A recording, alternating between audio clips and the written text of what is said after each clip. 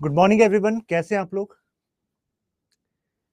Please confirm मेरी आवाज clear है आपको?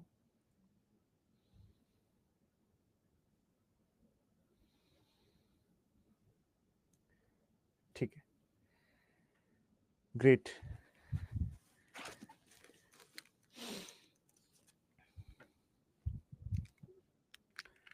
As of now, we are covering basic concepts, terminologies of PSR.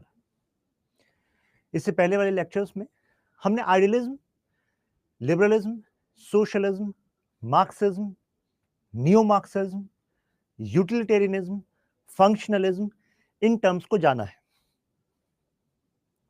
मैं मान के चल रहा हूं कि जिन लोगों ने अभी ज्वाइन किया है, सो उन्होंने वो वाले जो लेक्चर्स हैं ऑलरेडी अपलोडेड हैं आपके डैशबोर्ड पे, आपने गो थ्रू कर लिए होंगे। अगर नहीं तो आज प्लीज कर लीजिएगा। तो अगर इससे पहले वाले लेक्चर्स आपने नहीं किए तो ऐसा नहीं कि आज आपको समझ में नहीं आएगा, ठीक है। Today we are going to talk about realism, जिसका सिग्निफिकेंस पेपर 1 सेक्शन ए में भी है, पेपर 1 सेक्शन बी में भी इसके अंडरस्टैंडिंग को आप अप्लाई करते हैं, और पेपर 2 में तो जब हम आईआर की थ्योरी करते हैं कि भाई इंटरनेशनल रिलेशंस ऐसे क्यों हैं, why Nations go for their national interest on the interest of, or you can say over the interest of humanity. ऐसा क्यों है? Why we are having so many wars? इतिहास की बात भी की जाए तो we talk about wars. तो ये रियलिस्ट पर्सपेक्टिव है कि दुनिया में हमने ग्लोबल लेवल पर हो या फिर ग्राउंड लेवल पर हो, हमने बैटल्स देखें, कॉन्फ्लिक्ट देखें, तो क्या इस कॉन्फ्लिक्ट के अलावा कोई और रास्ता हो ही नहीं सकता? होता क्या है रियलिज्म, कहां से ओरिजिनेट हुआ, क्या है इसके बेसिक टेनेट्स, ये सब हमें आज जानना है। जैसे जैसे मैं इसकी जर्नी में आपको लेकर जाऊंगा, यू विल फाइंड कि ये टर्म कुछ लोगों के लिए नया था, लेकिन इसकी समझ आपको पहले से थी। That's the beauty of political science, that the ideas, concepts, terminologies which we cover in PSR syllabus, you already know most of them in one manner or other. ऐसा हो सकता है कि अंडरस्टैंडिंग अभी नैरो है, ब्रॉडन हमें करनी, सही तरीके से अरेंज करनी है। चलिए स्टार्ट करते हैं रियलिज्म को। रियलिज्म, इससे पहले वाले सेशंस में आपको बताया था कि इज्म रिप्रेजेंट करता है आइडियोलॉजी को, एंड व्हेन वी से रियल, इसका क्या मायना है? What is the meaning of real? हम कह सकते हैं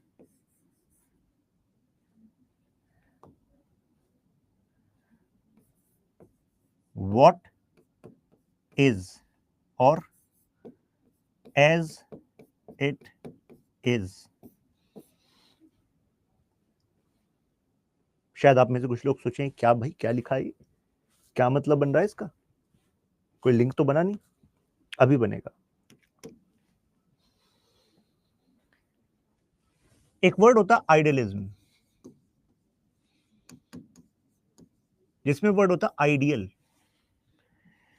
ये रिप्रेजेंट करता है व्हाट ऑट टू बी, यानी कि क्या होना चाहिए। जैसे गांधी जी, गांधी जी को हम क्या कहते हैं? आइडियलिस्ट कहते हैं। आइडियलिज्म का एक और बेसिक टेनेट है कि ह्यूमन नेचर के बारे में इनका मानना है कि by nature human are good. आप में से कितने लोगों का यह मानना है कि by nature human are good? Come on, आपका जो मानना आप बताते रहिए, पॉलिटिकल साइंस में है आप, इंटरेक्शन के थ्रू ही आप डेवलप कर लेंगे इसकी अंडरस्टैंडिंग। तो Pavan, Rakshita, Ananjay, okay, so we have so many people who are saying कि वो आइडियलिस्ट थॉट को मानते हैं क्योंकि they believe in human nature, humans by nature are good. वो तो सोसाइटी की परतें हैं, लेयर्स ऑफ सोसाइटी है, सोसाइटी के एक्सपीरियंसेस हैं, इंप्रेशंस हैं, जिसकी वजह से ह्यूमंस गलत काम करने लगते हैं, नुकसान पहुंचाने लगते हैं। नहीं नहीं, तो by nature they are good. हमेशा जो आइडियलिस्ट लोग होते हैं वो बात करते हैं क्या होना चाहिए। जैसे गांधी जी, स्वराज आएगा, इंडिविजुअल लेवल पर स्वराज होगा, विलेज लेवल पर स्वराज होगा। इंडिविजुअल लेवल पर स्वराज को गांधी जी का मानना था कि जो सेंसरी प्लेजर्स हैं, यानी कि जो आपके सेंसरी ऑर्गन्स हैं, उससे जो आपको सुख की प्राप्ति होती है मेटीरियल वर्ल्ड में, भौतिक, अच्छा खाना, अच्छा पहनना, अच्छी चीजें देखना, और जो भी प्लेजर्स आप लेते हैं, उनका मानना था कि we should not be slave of these sensory organs. When we get freedom, मतलब when we say individual level पर freedom, तो individual level पर freedom का मतलब है freedom from temptations.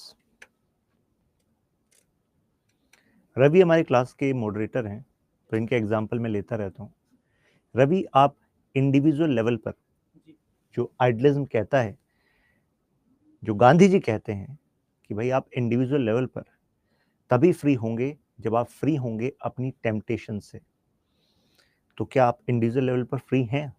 व्यक्तिगत रूप से आप अपने आप को आजाद मानते हैं? रवि बड़े ईमानदार आदमी कह रहे हैं नहीं सर अभी तो नहीं, यानी कि पिघल जाते हो, फिसल जाते हो, हैं? खैर, सो इसका पॉइंट ये था कि दे टॉक अबाउट कि कोई अल्टरनेटिव सोसाइटी आएगी जहां पर लोगों के अंदर ये संभावना है कि लोग स्वराज हासिल करेंगे इंडिविजुअल लेवल पर, फिर सोशल लेवल पर, और फिर पॉलिटिकल लेवल पर। गांधी जी का मानना था कि स्वराज का मतलब केवल ब्रिटिशर्स को बाहर भगाना नहीं है। Swaraj is a comprehensive idea. Foreigners को बाहर भगाना एक एस्पेक्ट है, केवल उनको बाहर भगाने से अगर देश के लोग अपने आप में उन्नत नहीं है, आइडियल पर्सपेक्टिव कह रहा है कि जब तक वो अपने आप में इंडिविजुअल लेवल पर अच्छाई को नहीं निखार पा रहे, तब तक समाज अच्छा नहीं हो सकता। तो ये आइडियलिस्ट सेगमेंट है, ये काफी कुछ एक्सपेक्ट करता है, काफी कुछ बदलाव करने की बात करता है। जबकि जो रियलिस्ट थॉट है वो कहता है व्हाट इज, जैसा है, एज इट इज, जैसा है, जैसा हमें ऑब्जर्व हो रहा है, हम तो समाज को वैसा ही देखते हैं, वैसा ही समझते हैं। इंसान अगर हमें दिख रहा है कि इंसान बुरा है, तो इंसान बुरा है, हम क्यों एक्सपेक्ट करें कुछ ऐसा जो हमें दिख नहीं रहा। इसी वजह से जो रियलिस्ट स्कूल ऑफ थॉट है वो ह्यूमन नेचर पर, जब मैं स्कूल ऑफ थॉट कह रहा हूं तो उसका मतलब है कि रियलिस्ट आइडियाज को रखने वाले कई सारे स्कॉलर्स का बेस जो मानना है वो ये है कि ह्यूमन नेचर जो है वो कावर्ड है, डिसीटफुल है, धोखेबाज है, वो अनग्रेटफुल है, मतलब कि एहसान नहीं मानता। आप कितना भी एहसान किसी पर कर दो, समय बदलेगा और वो आपके एहसान की परवाह नहीं करेगा। फिकल माइंडेड है, उसका दिमाग फ्लिकर होता रहता है, बदलता रहता है, फिकल माइंडेड।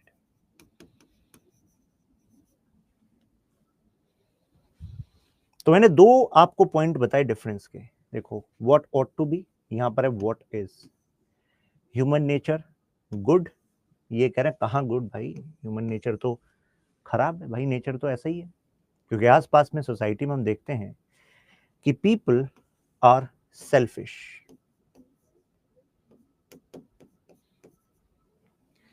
कितने लोग हैं जो रियलिस्ट थॉट को सही मानते हैं, कहते हैं कि सर हम तो रियलिज्म की तरफ हैं। जो लोग रियलिज्म की तरफ हैं आर लिख दीजिए कमेंट में, जो आइडियलिज्म की तरफ है आई, जस्ट पोस्ट आई। तो मैं जरा देख लूं कि मैं किन लोगों को पढ़ा रहा हूं, अभी क्या पर्सपेक्टिव है आपका। तो क्या लग रहा है रवि, ज्यादा लोग किस तरफ हैं? आर की तरफ ज्यादा लग रहा है, ठीक है। अब इसी रियलिस्ट थॉट में मैं एक थिंकर को लेकर आपको समझाता हूं, जिससे कि आप इस विचार को थोड़ा और गहराई से समझ पाए। मैकियावेली, नाम तो सुना होगा। ये कहा जाता है कि ज्यादातर दुनिया के नेता, पावरफुल लोग मैकियावेलियन आइडिया को क्रिटिसाइज करते हैं, लेकिन वो वास्तव में मैकियावेलियन होते हैं। मैकियावेली एक डिप्लोमेट थे, जैसे कि आप में से कई लोग बनना चाह रहे होंगे, इंडियन फॉरेन सर्विस का पार्ट बनना चाह रहे होंगे। वो फ्लोरेंस में पैदा हुए थे और फ्लोरेंस की सरकार में थे। फ्लोरेंस जहां पर आज इटली है, तो पहले इटली नहीं होता था, सिटी स्टेट होते थे, फ्लोरेंस, नेपल्स, मिलान एटसेट्रा। अब यूनिफाई होकर वो इटली बन चुका है। तो फ्लोरेंस की अपनी सरकार होती थी, उसमें वो डिप्लोमेट होते थे। मैकियावेली का जो टाइम पीरियड है वो है रेनेसा वाला टाइम पीरियड, पुनर्जागरण वाला टाइम पीरियड, जब साइंटिफिक डिस्कवरीज होने लगी थी, जो ट्रांजिशन पीरियड था मिडीवल से मॉडर्न की तरफ। मैकियावेली को जिस सरकार ने डिप्लोमेट बनाया था, तो मैकियावेली को अनुभव मिला अलग अलग देशों में वहां के टॉप जो लोग थे, राजा, नॉबल्स, उनके साथ समय बिताया, जाना राजनीति को। यह कहा जाता है कि मैकियावेली का बिगेस्ट कंट्रीब्यूशन है टू रियलिस्ट थॉट।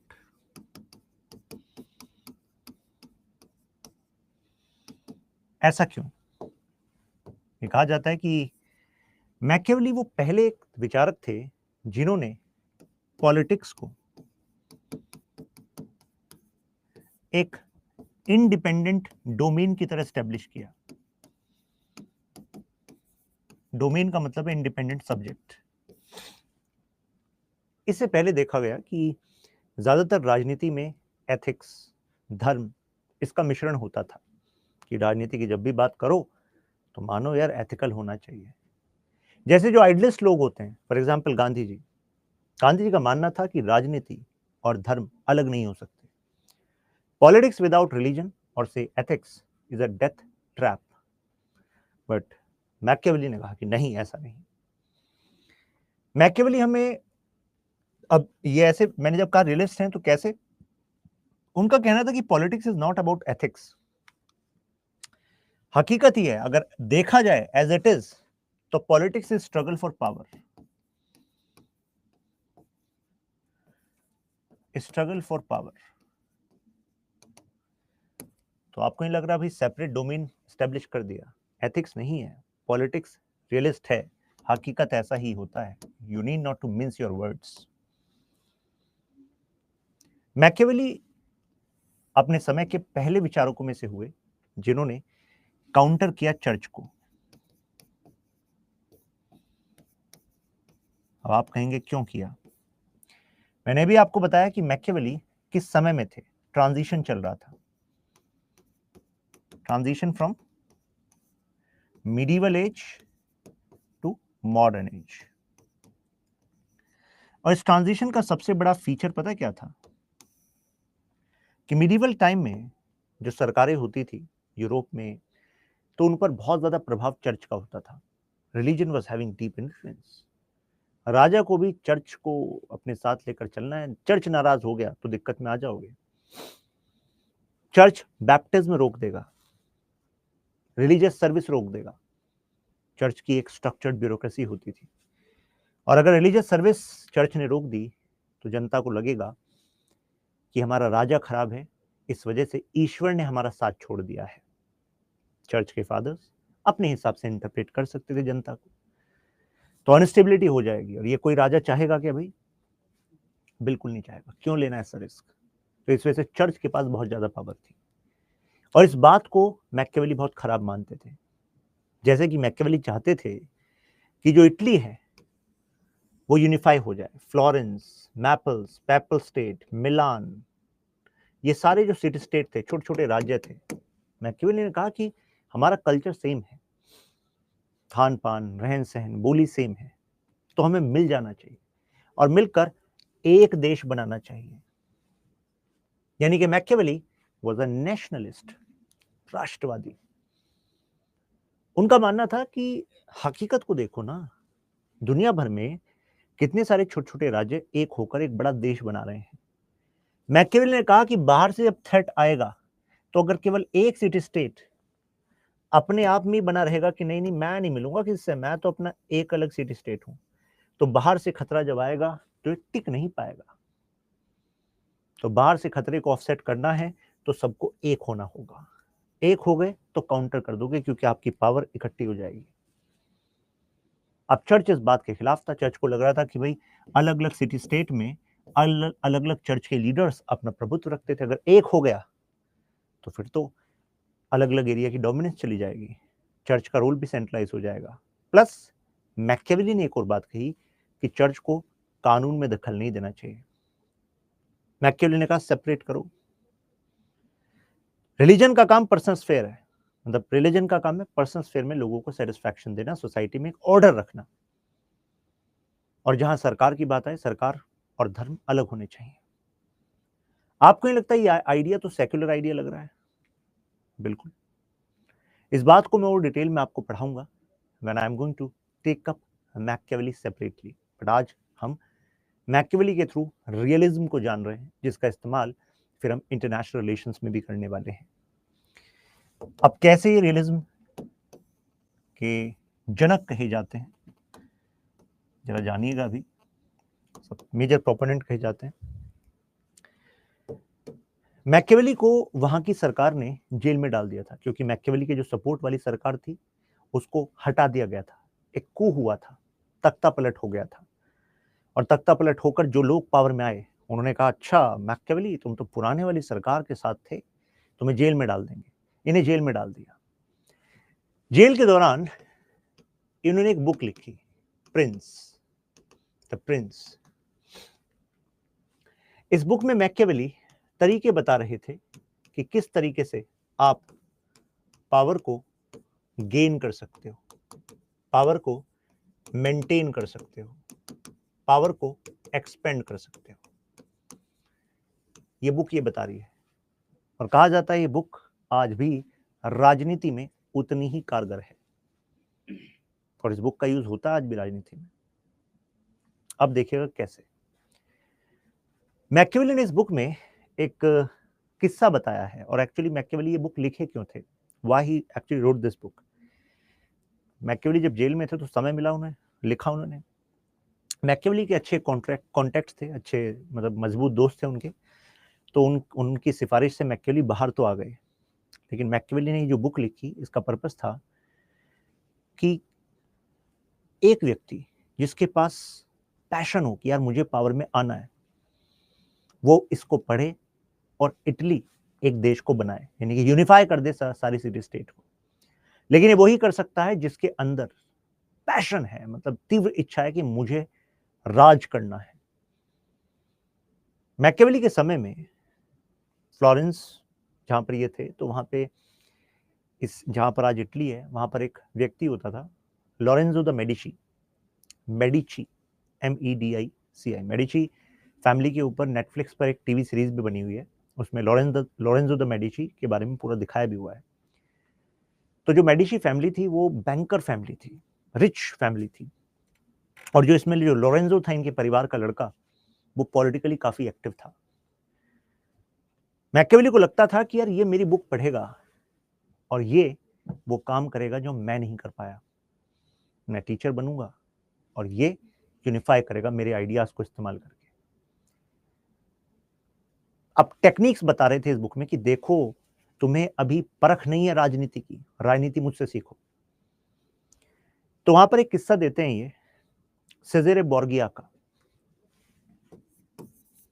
आप समझिएगा कैसे ये इसमें सिखा रहे हैं और कैसे ये रियलिज्म है।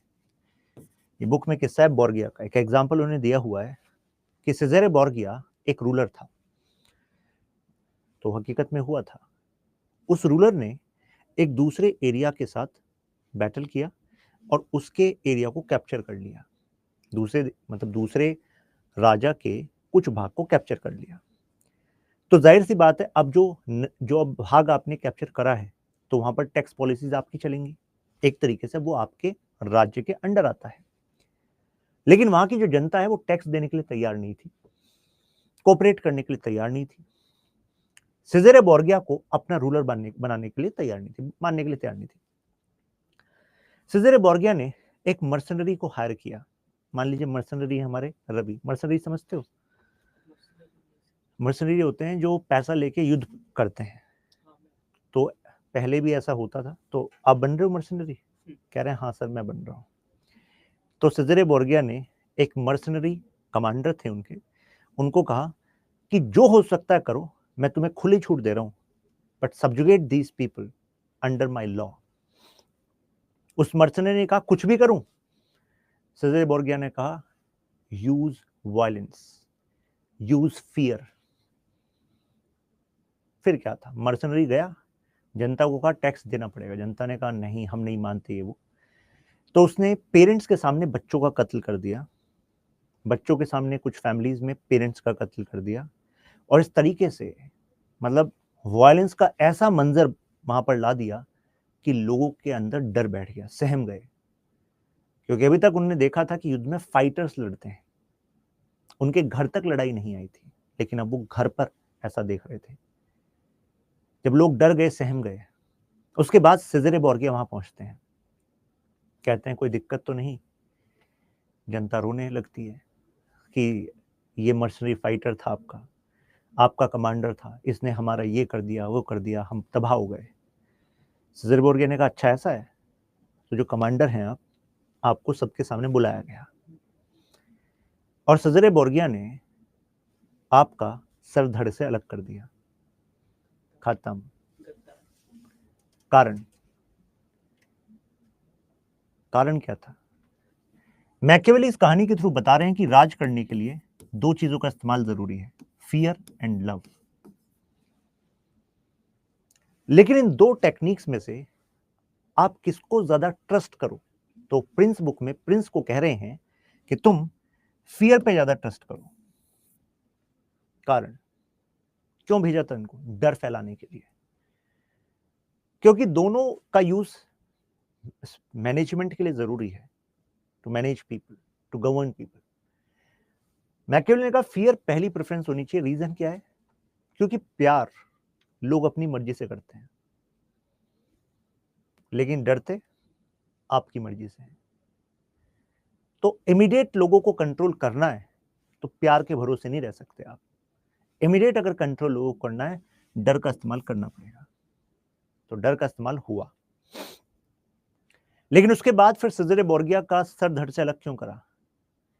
क्योंकि जिसके परिवार का व्यक्ति जाता है, उसके अंदर जो सबसे तीव्र फीलिंग होती है वो होती है बदला, रेट्रिब्यूशन।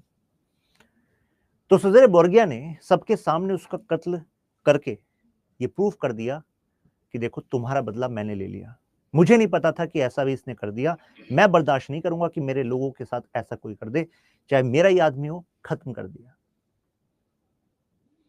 तो यानी कि प्यार, दोनों का कॉम्बिनेशन जरूरी है। उसके बाद सेज़रे बोर्गिया ने एक बहुत बड़ा वहां एंटरटेनमेंट के लिए मेला लगवाया कि लोग खुश रहने चाहिए, लोगों की जिंदगी में खुशी आनी चाहिए। मेला, प्रोग्राम चल रहे हैं, एंटरटेनमेंट सरकार के खर्चे पर। और इस तरीके से जनता को अंदर डर भी आ गया कि यार ये अपने आदमी के साथ ऐसा कर सकता है, इतने बड़े कमांडर के साथ जिसने इसके लिए बैटल लड़ा था, तो तुम्हारा क्या हश्र करेगा ये सोच लो। अब तुम्हारे लिए इतना अच्छा अच्छा कर रहा है तो कायदे में रहो और फायदे में रहो, यानी कि कानून को फॉलो कर लो। तो आपको ये लगता है जो आइडिया है ये एक रियलिस्ट आइडिया है? क्योंकि मैकियावेली जानते थे, मैकियावेली व्यूज देते हैं ह्यूमन नेचर पे, वो कहते हैं कि लोग बाय नेचर कावर्ड है। अगर लोग डरपोक हैं तो यानी कि लोगों को गवर्न करने के लिए डर का इस्तेमाल करना पड़ेगा। बात समझ में आ रही है? अगर ये बात क्लियर है तो मेंशन क्लियर। क्लियर है? Just mention clear.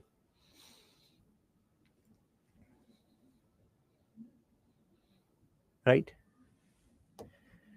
मैकियावेली ये भी कहते हैं कि दोनों का कॉम्बिनेशन जरूरी है, और मैकियावेली कहते हैं कि अब आपके जो स्टेप्स होंगे टू गवर्न, यानी कि पावर में आने के स्टेप बता दिए, पावर को मेंटेन करने का जो स्टेप है, तो पावर में आने का तरीका, फिर पावर को मेंटेन करने का तरीका क्या है?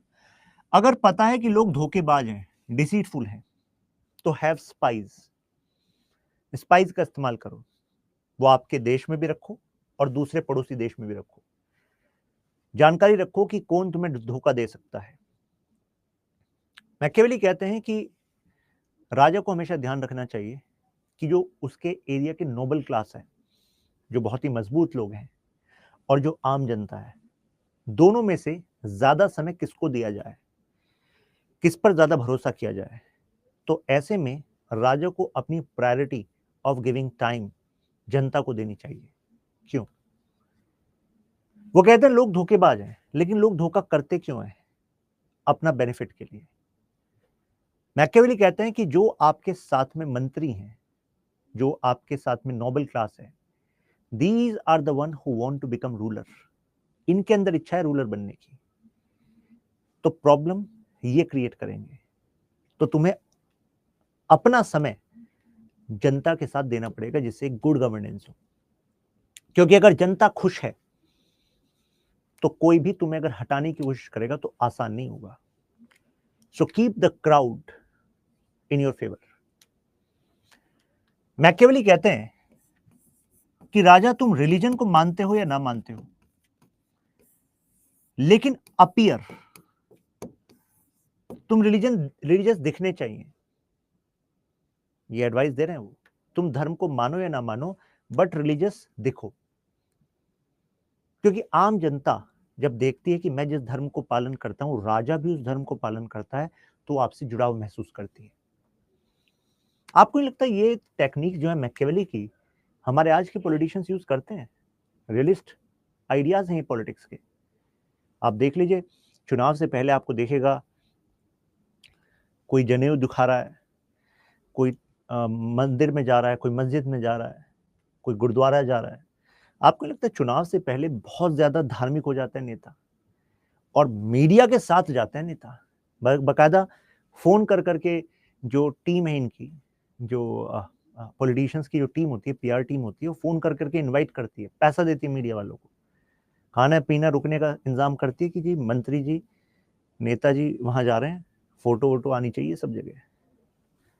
मैकियावेलियन आइडिया है, राइट। वो कहते हैं लोग ना अनग्रेटफुल हैं, धोखेबाज हैं, आम जनता भी धोखेबाज है। तो हमेशा ध्यान रखो कि जो लव है वो एक बार में नहीं करो, पार्ट्स में करो। मतलब क्या है?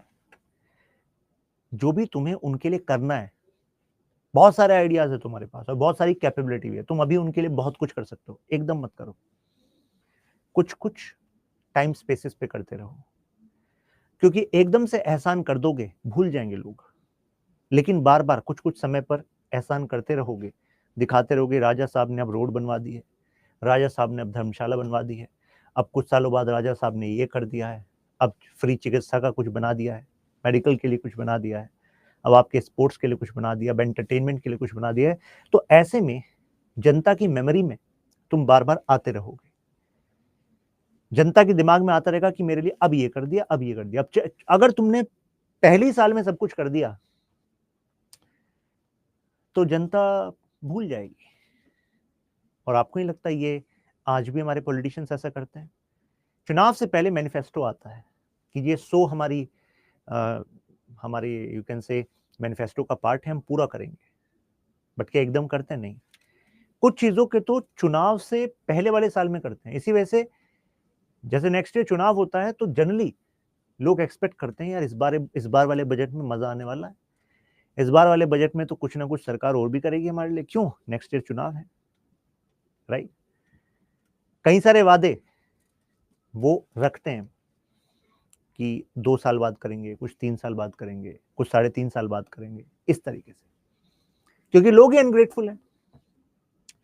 मैकियावेली कहते हैं कि भाई राजनीति का यही तरीका है, जैसे लोग हैं वैसी ही तुम्हें स्ट्रेटजीज बनानी होंगी। लोग फिकल माइंडेड हैं, दिमाग बदलते रहते हैं, तो ऐसे में तुम्हें एक बात ध्यान रखनी पड़ेगी कि if someone is a problem for you, so try to resolve that problem via some subordinate. यानी कि अगर कोई तुम्हारी खिलाफत कर रहा है तो राजा को डायरेक्ट इन्वॉल्व नहीं होना चाहिए। डायरेक्ट इन्वॉल्व होने का मतलब है कि तुम उसके स्तर पर आ रहे हो और खुद वो तुम्हारी इमेज को भी डेंट कर सकता है। तो अगर किसी का इलाज कराना समझते हो ना, कि if you have to give punishment to someone then it needs to be done via subordinates, right. और अगर कोई ज्यादा प्रॉब्लम ही कर रहा है, means someone is challenging your rule, then that person needs to be eliminated, छोड़ना नहीं है। मैकियावेली कहते हैं कि आप किसी भी दुश्मन को छोटा नहीं समझ सकते। आज जो बहुत छोटा दुश्मन आपको लग रहा है, कल कितना बड़ा दुश्मन बन जाएगा आपको नहीं पता। So if you have to challenge an enemy, then you have to finish him. Finish ही करना चाहिए, रुकना नहीं चाहिए। फिर मैकियावेली एक और एडवाइस देते हैं। मैकियावेली कहते हैं कि हर एक इंसान अपनी प्रॉपर्टी को बहुत प्यार करता है, संपत्ति को, पैसे को। मैकियावेली कहते हैं कि ह्यूमन का नेचर ऐसा है कि वो अपनी पिता की मृत्यु को भूल सकता है, बट उसकी संपत्ति को अगर गलत तरीके से किसी ने छीना, उसको नहीं भूलेगा। कई लोगों को शायद अभी ये बात रिलेट नहीं हो रही होगी, क्योंकि अभी आप जीवन में थोड़े और ऊपर स्तर पे जाएंगे, 10-15 साल, 20 साल बाद, 35 साल बाद। तो मैकियावेली का कहना है कि लेकिन जो एक वयस्क, मतलब एक एडल्ट मैन होता है, उसको अपनी प्रॉपर्टी से बहुत प्यार होता है, because property is the source of pleasure.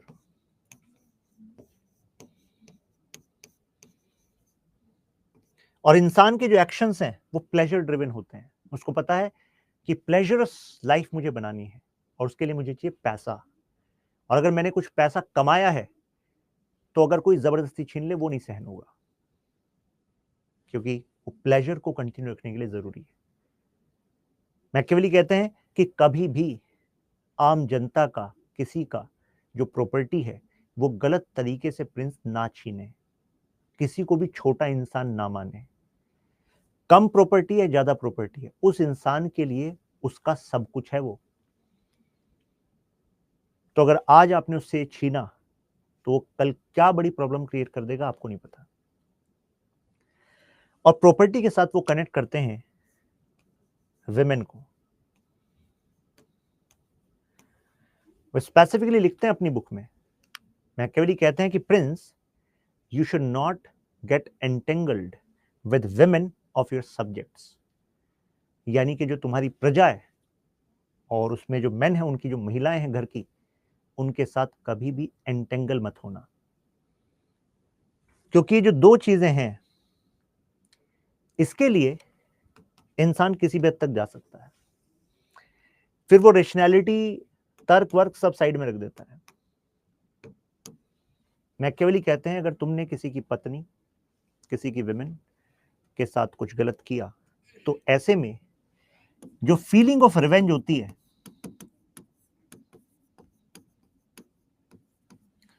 वो लव फॉर लाइफ से भी ज्यादा होती है।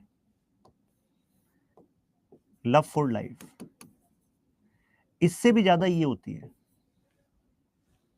मतलब लोग बदला पूरा करने के लिए अपनी जान को रिस्क पे रख देते हैं।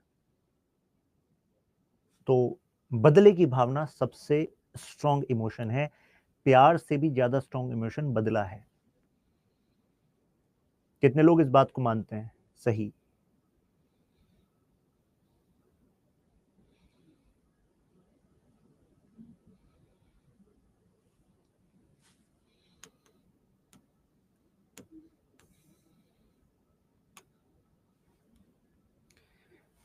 देन ही गिव अनदर रियलिस्ट आइडिया. वो कहते हैं women and fortune favors the brave.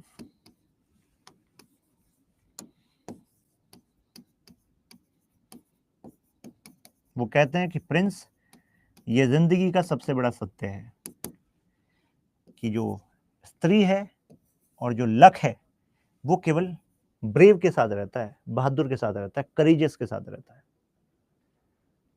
तो if you are courageous then you'll have the right women and you'll have the right luck. And if you're not, then my boy, you don't even deserve to be prince, right?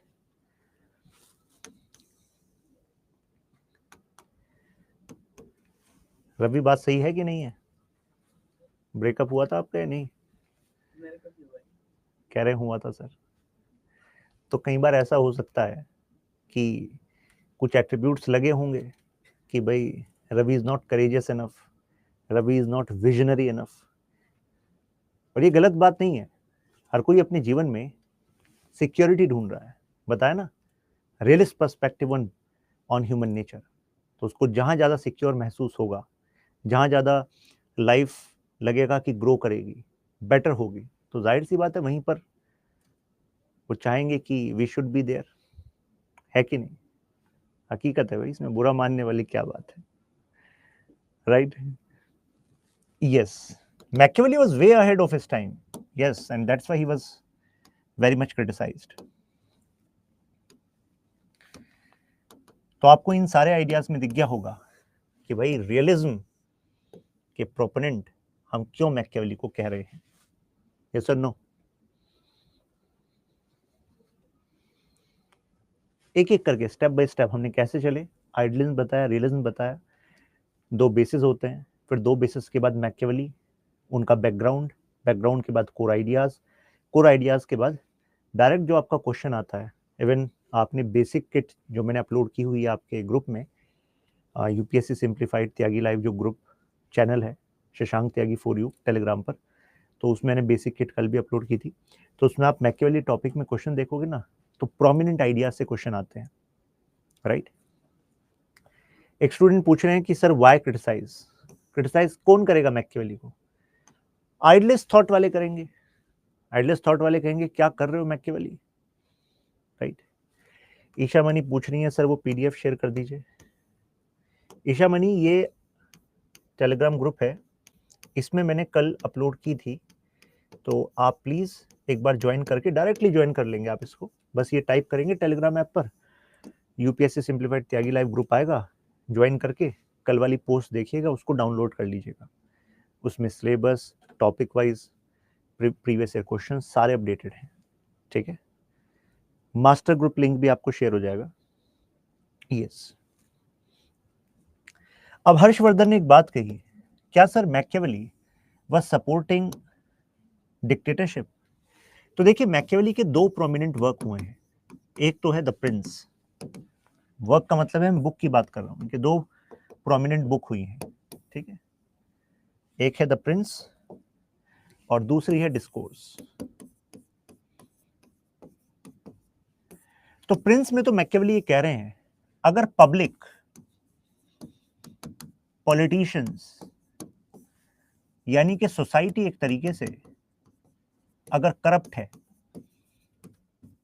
तो उसका एक ही solution है. वो solution क्या है कि Prince के पास ultimate power होना चाहिए, यानी कि यहां पर डिक्टेटर वाली पावर वो प्रिंस को दे रहे हैं. और प्रिंस को लेकिन ये कह रहे हैं, डिक्टेटर का मतलब ये नहीं है कि तुम सेल्फ इंटरेस्ट में अपनी पावर को बढ़ाने के लिए इन स्ट्रेटजीज का इस्तेमाल करोगे. इन स्ट्रेटजीज का इस्तेमाल तुम नेशनल इंटरेस्ट में करोगे, राष्ट्र के हित में करोगे.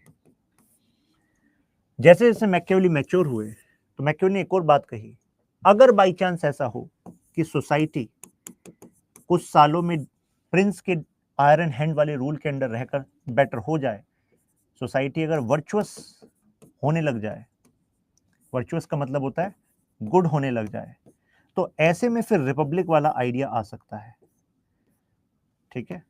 ऐसे में फिर रिपब्लिक आ सकता है. रिपब्लिक का मतलब है कि एक तरीके से people will elect their head of the state, लोग खुद इलेक्ट करेंगे अपना head of the state. Clear है बात? यहां तक बात आपको क्लियर हुई?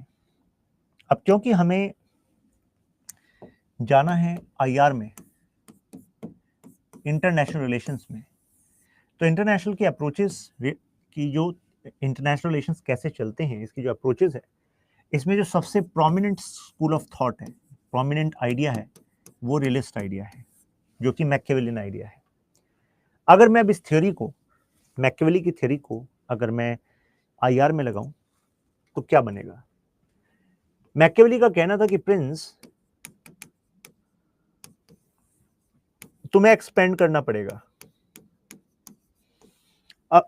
अगर तुमने एक्सपेंड नहीं करा तो कोई और तुम पर एक्सपेंड कर जाएगा।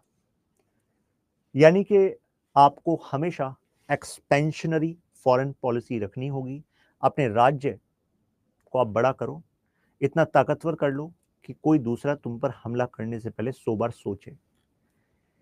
मैकियावेली कहते हैं कि सुरक्षा की एक ही गारंटी है दुनिया में, और आप इसको पर्सनल लाइफ में भी जरा सोचिएगा कि आपकी लाइफ की सिक्योरिटी, सिक्योरिटी का मतलब केवल लाइफ जाना नहीं है, मर्डर नहीं है, मैं ओवरऑल सुरक्षा की बात कर रहा हूं। उसकी केवल एक ही गारंटी है, वो गारंटी पता है क्या है? पावर। यानी कि शक्ति और सुरक्षा का सीधा लिंक है। अगर आप शक्तिशाली हो तभी आप सुरक्षित हो। कुछ ऐसे आइडियाज चाणक्य के थे, और इसी वजह से, क्योंकि मैकियावेली तो बाद में हुए यूरोप में, ट्रांजिशन पीरियड, मिडीवल से एंशिएंट की तरफ। आपके सिलेबस में एक यूनिट आएगी इंडियन पॉलिटिकल थॉट, तो उसमें मैं चाणक्य को ही पढ़ाऊंगा, अर्थशास्त्र को पढ़ाऊंगा आपको। तो आप देखेंगे कि सर चाणक्य के आइडियाज में और मैकियावेली के आइडियाज में हमें सिमिलरिटीज लग रही है, और इसी वजह से यूपीएससी एक स्टैंडर्ड क्वेश्चन पूछती है, compare and contrast Machiavellian ideas and that of Chanakya ideas, और आइडियाज इन अर्थशास्त्र। मैकियावेली के आइडिया से ऐसा लगता है कि उनका मानना था कि the world is continuously engaged in war. Either there is a ongoing war, or nations or states are preparing for war. ये इसको दुनिया को ऐसा देख रहे थे। देखो, हर कोई अपने अनुभव से ऐसी बातें करता है। मैकियावेली जिस समय में थे तो उन्होंने देखा था कि कोई ग्लोबल लेवल पर एक कट थ्रोट कंपटीशन था, कॉन्फ्लिक्ट था। जब आप यूरोप की हिस्ट्री पढ़ते हो, वर्ल्ड हिस्ट्री में, तो आप देखते हो कि यूरोप में 30 साल तक केवल वॉर ही चलते रहे थे। मतलब यूरोप एक तरीके से वॉर जोन था, और जहां पर एक स्टेट दूसरे स्टेट पर वॉर ही कर रहा है, तो मुझे बताइए वहां पर जो लाइफ होगी वो तो ब्रिटिश होगी, पॉवर्टी होगी। तो Europe was considered as zone of conflict, but now Europe emerged as zone of peace. Now we have European Union. तो समय कभी भी बदला जा सकता है, तरीके कभी भी नए नए आ सकते हैं, लेकिन मैकियावेली के समय में यही तरीका था। अब अगर मैं आईआर की थ्योरी में बताऊं, रियलिस्ट थॉट में, तो आप एक स्कॉलर को बहुत पढ़ेंगे, मॉर्गेंथ्यू।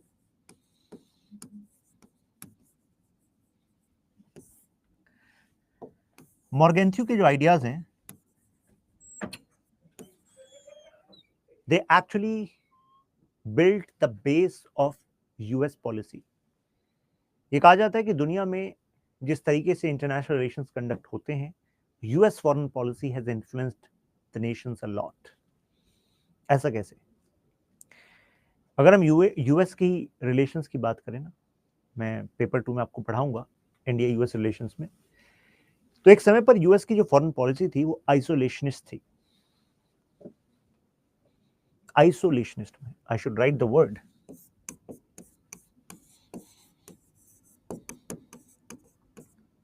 ध्यान से समझिएगा क्या मतलब है इसका।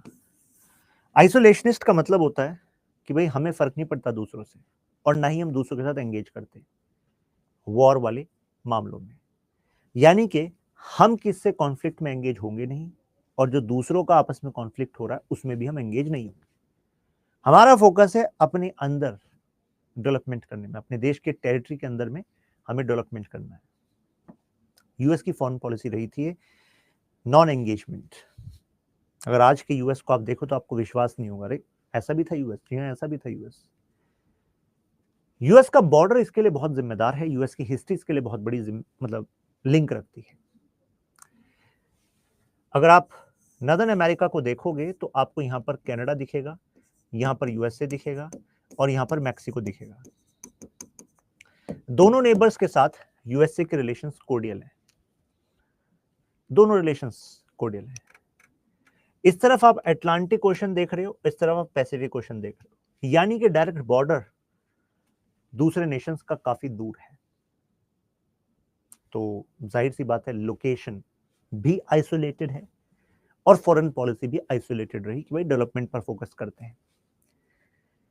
जब वर्ल्ड वॉर 2 हो रहा था तो वर्ल्ड वॉर 2 में के दौरान ये मतलब वर्ल्ड वॉर 1 और वर्ल्ड वॉर 2 के दौरान हमने यूएस की फॉरेन पॉलिसी में कुछ चेंजेस देखे। जैसे मॉर्गेंथ्यू जैसे विचारकों ने कहा, जो यूएस में खुद पैदा हुए, यूएस के ही फॉरेन पॉलिसी मेकर मतलब स्कॉलर थे, इनकी आइडियाज पर कितने सारे राष्ट्रपतियों ने अपनी पॉलिसीज बनाई। इनका मानना था कि देखो दुनिया में अगर तुम्हें ताकतवर होना है तो ताकतवर होने के लिए तुम अपने लिए अपने अंदर क्या काम कर रहे हो केवल वो काफी नहीं है। दोबारा रिपीट कर रहा हूं, तुम अपने देश के अंदर अपने लिए क्या काम कर रहे हो ये तुम्हारी पावर, तुम्हारी सिक्योरिटी की गारंटी नहीं लेता।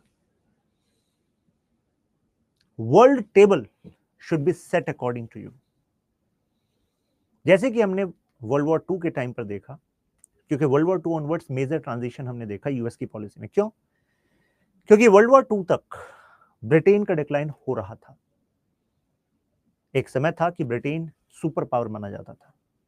उस समय की इंटरनेशनल पॉलिटिक्स में ब्रिटेन को और उस समय की पॉलिटिक्स को हम कहते थे पैक्स ब्रिटिकाना। पैक्स ब्रिटिकाना का मतलब होता है ब्रिटेन का एक छत्र वर्चस्व। उसके बाद जब डिक्लाइन हो गया वर्ल्ड वॉर 2 ऑनवर्ड्स, हमने देखा यूएस का छत्र पैक्स अमेरिकाना। तो पैक्स अमेरिकाना बनने में मॉर्गेंथ्यू का बड़ा रोल था। हालांकि कई लोग कहते हैं क्या सही में यूएस सुपर पावर था? तो उस टाइम तो 2 सुपर पावर थे, तो केवल यूएस की हेजेमनी कैसे? लेकिन 1991 में जब यूएसएसआर डिसइंटीग्रेट हो गया तो भाई फिर तो यूएस से ही एक ऑप्शन बचा था। सुपर पावर का मतलब होता है कि दुनिया के कई सारे देश भी अगर इकट्ठे हो जाएं तो militarily, economically they can not challenge you as a single nation. इतना पावर गैप यूएसए ने इतना पावर गैप डेवलप कर लिया था, और वो डेवलप करने में मॉर्गेंथ्यू के आइडियाज मेन थे। मॉर्गेंथ्यू ने कहा कि तुम्हें दखल देना पड़ेगा, you need to actually become interventionist power, not isolationist. Leader, मुझे बताइए क्या साइडलाइन होकर बैठता है? नहीं, लीडर सेंटर में बैठता है, लीडर स्टैंड लेता है। स्टैंड फिर सही हो या गलत हो मैटर नहीं करता, मैटर है स्टैंड लेना, कि तुम जो स्टैंड लो उसका इंपैक्ट पड़े देशों पर, और तुम अपनी मिलिट्री ताकत से दूसरों को सुरक्षा की गारंटी दो।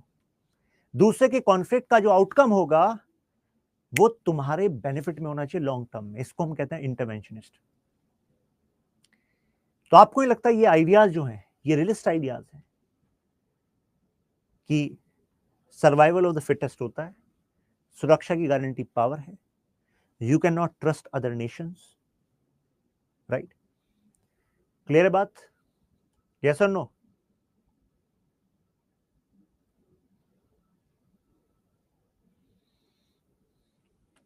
क्लियर है। Suyash, we are going to discuss in paper 2 the various ideas associated with power. मैं बताऊंगा आपको super power, great power, middle power, soft power, hard power, fast power, ये सारे बहुत ही इंटरेस्टिंग कॉन्सेप्ट हैं, सब समझेंगे हम। ठीक है, तो उम्मीद करता हूं आज के सेशन में रियलिज्म को समझाना पर्पस था और रियलिज्म आपको समझ में आया होगा, राइट? क्लियर है? अगर क्लियर है तो मेंशन वाह।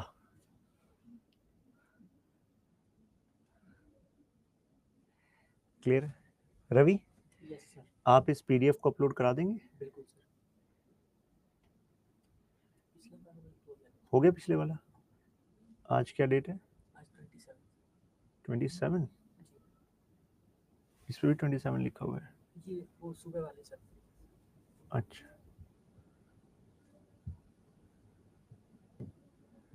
ठीक है।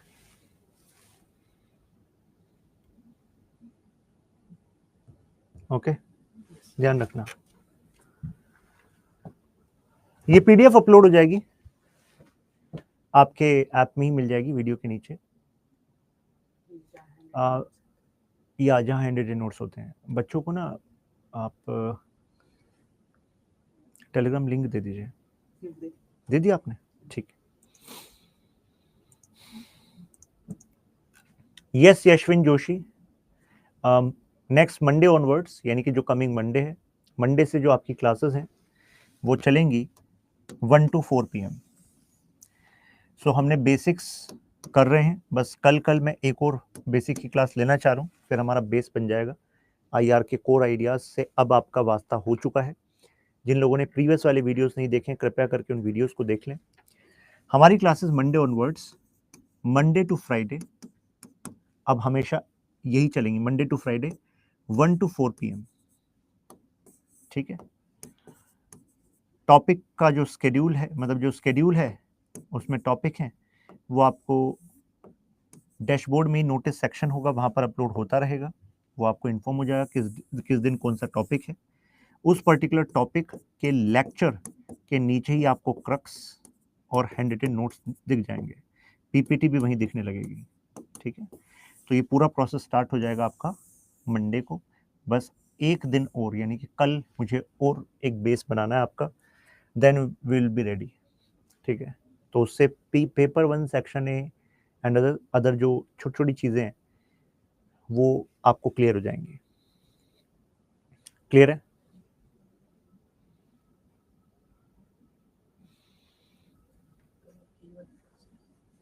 यस नयन, चाणक्य जी भी रियलिस्ट थे। सैटरडे संडे नहीं होगी, क्योंकि सैटरडे को आप अपने टेस्ट सीरीज शेड्यूल में देखेंगे तो आपको कितनी सारी डेट्स पर टेस्ट लगा होता है। संडे आपका, मतलब सैटरडे आपका या तो ऑफ होता है या आपका टेस्ट होता है। सैटरडे को मैं आपको पीएसआर का न्यूज़लेटर देता हूँ आपके ग्रुप में, तो इस न्यूज़लेटर को आप सैटरडे संडे कंप्लीट कर लेते हैं। ठीक है? जिससे कि आप करंट से भी पूरा कनेक्ट कर रहे हैं। इसमें मैंने मॉडल क्वेश्चंस, मॉडल आंसर्स भी देता हूँ, और इवन पीएसआर के स्टूडेंट होकर आप प्रीलिम्स में क्या एडवांटेज ले सकते हैं, पॉलिटी और आईआर वाले जो टॉपिक्स ओवरलैप कर रहे हैं उसके आपको प्रीलिम्स के क्वेश्चंस भी उसमें मिलते हैं। तो सैटरडे संडे आपके पास ये 2 टास्क रहती हैं, रिविजन और ये टास्क। मंडे टू फ्राइडे हम सिलेबस को कवर करते हैं। ठीक है? Is it clear? We all are aligned? हमारी समझ एक दूसरे के लिए बिल्कुल क्लियर है कि आपको क्या करते रहना है। अब कि आपको लेक्चर जब भी होता है तो सेम डे आपको रिवीजन 1 करना है, और जो वीकेंड है उस दिन आपको रिवीजन 2 करना है। जब टेस्ट होगा आपका तो 1 से 5 टॉपिक, 5 टॉपिक का एक टेस्ट होता है, तो फिर आपको रिवीजन 3 होता है। तो इस तरीके से हम इंश्योर करेंगे, मैं क्लास में इंश्योर करूंगा कि आप अंडरस्टैंडिंग भी कर रहे हो, कनेक्शन भी, इंटरलिंकिंग भी डेवलप कर रहे हो, रिवीजन भी कर रहे हो, और टेस्ट भी दे रहे हो। ठीक है? तो सब चीज़ें लिंक हो जाएंगी।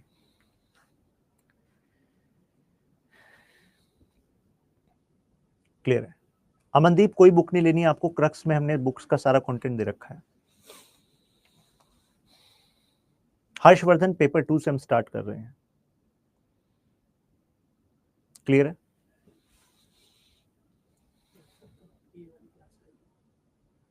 जी।